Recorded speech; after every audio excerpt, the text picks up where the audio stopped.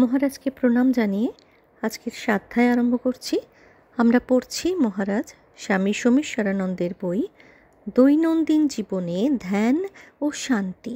আমরা পড়ছি 123 পাতা থেকে। কলকাতায় একটি আলোচনা সভায় মহারাজকে অধ্যাত্ম সম্বন্ধীয় কতগুলো প্রশ্ন করা হয়েছিল। মহারাজ তার উত্তর দিয়েছেন। এই প্রশ্ন উত্তর এই অধ্যায়ে লিপিবদ্ধ হয়েছে। মহারাজ বলছেন, যে কোনো অনুভূতির গভীরে গেলেই মন শান্ত হয়ে যায়, স্বতঃস্ফূর্তভাবে নেমে আসে প্রশান্তি। মনের অতলে এক নবদিগন্তের সন্ধান পান আপনি। এই প্রশান্তিতে সুখ বা আনন্দের উচ্ছলতা বা তীব্রতা নেই। মনের সেই জমাট বাঁধা অংশটা, যার কথা আমরা আগে আলোচনা করেছিলাম, সেই আমি বা কেন্দ্রীয় অংশ এখনও আছে, কিন্তু সে আমি অমুক বা তমুক বলে নিজেকে চিন্তা করছে না। এখন সে বিরাজ করছে একটা শান্ত অনুভবে। প্রশ্ন, এই প্রশান্তির গভীরে কি আছে? উত্তর, সাধারণ মন সাধারণত এ পর্যন্তই বুঝতে পারে বা যেতে পারে। এর গভীরে সে যেতে পারে না, কারণ এই অবস্থাকে সে বেশিক্ষণ ধরে রাখতে পারে না। কিছুক্ষণ এতে থাকার পর অস্বস্তি হয় বা চিন্তা শুরু হয়ে যায়। এর গভীরে যেতে হলে ধ্যান করা দরকার।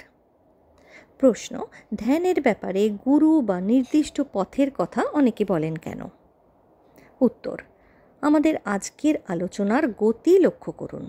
আমরা প্রথমে আলোচনা করলাম কি চাইছি, তারপর চলে এলাম চিন্তার আলোচনায়। চিন্তা থেকে অনুভূতি, সেখান থেকে আমি বোধ, আরও পরে চেতনায়। কি চাই একে বিশ্লেষণ করতে করতে তবে ধ্যানের প্রসঙ্গে এলাম। যারা সরাসরি ধ্যানের প্রয়োজনীয়তা বুঝতে পারবেন তাদের কথা আলাদা, কিন্তু আমার মতন সাধারণ লোক কংক্রিট কিছুকে ধরেই তো এগোয়। এই কিছু একটা ধরে ক্রমান্বয়ে এগিয়ে যাওয়া, এর প্রয়োজনীয়তা কি উড়িয়ে দেওয়া যায়? আর গুরুর ব্যাপারে আধ্যাত্মিক সূক্ষ্ম রহস্যের কথা যদি বাদও দিই, তাহলে খুব সাধারণভাবে কি দেখি? আজ আমরা মা কালীর ওপর ধ্যান করতে ভালো লাগছে, কাল ভাগবতে পড়লাম কৃষ্ণস্তু ভগবান স্বয়ং, ব্যাস শ্রীকৃষ্ণের ওপর ধ্যান শুরু করলাম। কিছুদিন বাদে শুনলাম যে ওং শ্রেষ্ঠ মন্ত্র, সব ছেড়ে তখন সেটাই জপ করতে শুরু করলাম। এভাবে মন যদি কিছু পড়ে বা শুনেই ছুটোছুটি করে, তবে কি নিয়ে সত্যের সন্ধানে চলব? গুরুর কাছে মন্ত্র নিলে কি হয়? যেহেতু তার প্রতি শ্রদ্ধা আছে, সেহেতু ভালো লাগুক বা নাই লাগুক, আমি একটি পথের সাধনা করছি, এবং এভাবে অবজেক্ট অফ মেডিটেশন স্থির হয়ে যাওয়ায় মনের বিক্ষিপ্ত ভাব ততটা থাকে না। প্রশ্ন, কিন্তু ধ্যানের তো বিভিন্ন উপায় আছে। এগুলোর মধ্যে যেমন ধরুন যোগের পথ আর বেদান্তের পথ এক নয়। উত্তর, নিশ্চয়ই নয়। যোগের ধ্যানে সত্য সম্বন্ধে কোনো প্রিকনসেপ্ট আইডিয়ার উপর জোর দেওয়া হয় না। বৈদান্তিক পথে কিন্তু এই সম্বন্ধে একটা সামান্য ধারণা রাখতেই হয়। আবার তন্ত্রেরও নিজস্ব বৈশিষ্ট্য আছে।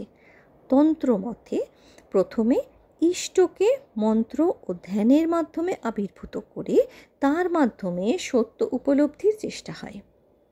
প্রশ্ন, আচ্ছা, কেউ ধ্যানের সময় ইষ্টকে মুখোমুখি রাখে, কেউ বা নিজের যেদিকে মুখ, ইষ্টকেও সেদিকে মুখ করে বসায়।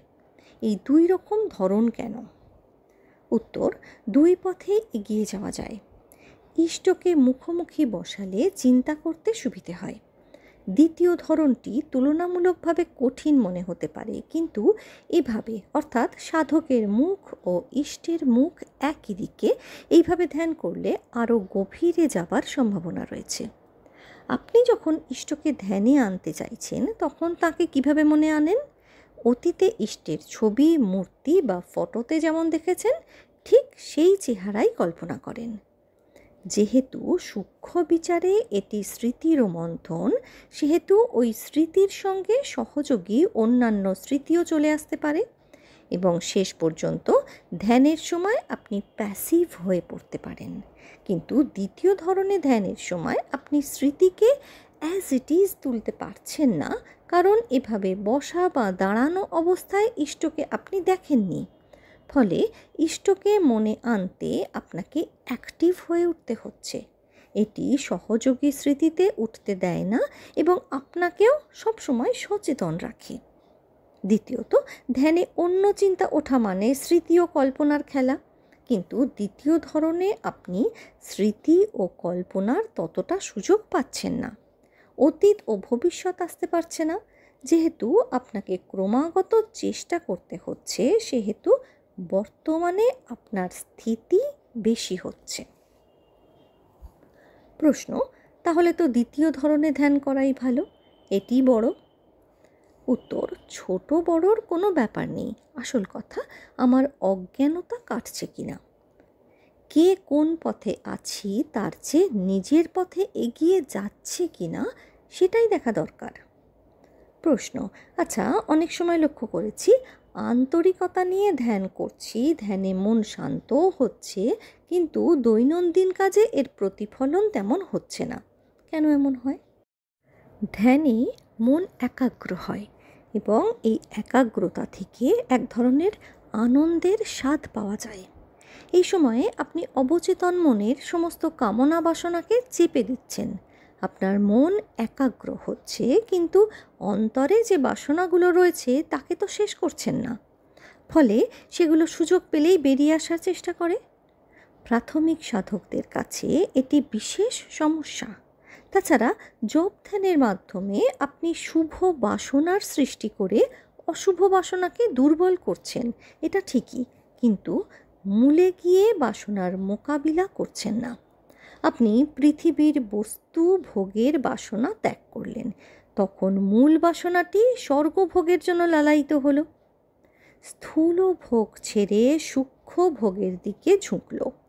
অহংকারও হয়তো স্থূল ভাব ছেড়ে সূক্ষ্ম ভাবকে আশ্রয় করল। নিজস্ব ধর্মপথের বাইরে অন্য ধর্মপথগুলিকে হেয় বলে গণ্য করতে লাগলো। ভোগ বা অহংকারের অবজেক্টিভ সাইড বদলালো, স্থূল থেকে সূক্ষ্ম হলো, কিন্তু মূল গঠন নষ্ট হলো না। ফর্ম পাল্টালো, কিন্তু কন্টেন্ট রয়েই গেল। এই কন্টেন্টকে তাই বোঝা দরকার, এবং এটি আপনি বুঝতে পারবেন দৈনন্দিনের কর্মের মাধ্যমে আত্মবিশ্লেষণ করলে এটির সমাধান একমাত্র সম্ভব। আজকে আমরা 125 পাতা পর্যন্ত পড়লাম। পরের দিন এর পর থেকেই আরম্ভ হবে।